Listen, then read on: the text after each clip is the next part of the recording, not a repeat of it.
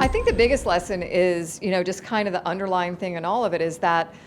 in order to survive on this mechanical life support system in space, along with my fellow, teammates up there, the way we survived, and I would argue thrived, was by behaving like crewmates, by just all of the basic things that go into appreciating the environment you're in, treating that with the respect it deserves, as well as the respect the fellow life that's sharing that place with you deserves. And that's what I think is the predominant message that I brought back, for myself, that I'm trying to build into my own life every day is, okay, how can I be a better crewmate? And then trying to encourage everyone to understand that it's a very different thing to be a passenger than it is to be a crew. When astronauts have free time, they're going to be in front of the window. And if you weren't a photographer before you went to space, you're going to become one. You want to capture that, the stunning awesomeness of your home planet, to remember it yourself, because you're like trying to do those little, in your brain memories, but you want to capture it and you want to share it.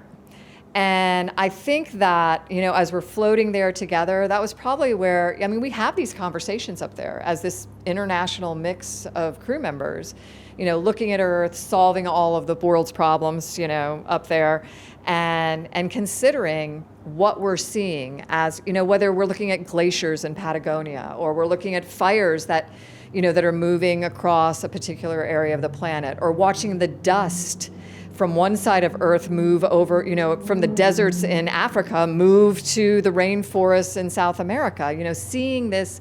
vibrant, the lightning strikes that look like the neurons firing in brains, just like wrapping around the planet. You get the sense that it's alive, and then all these things that quite honestly look really beautiful from space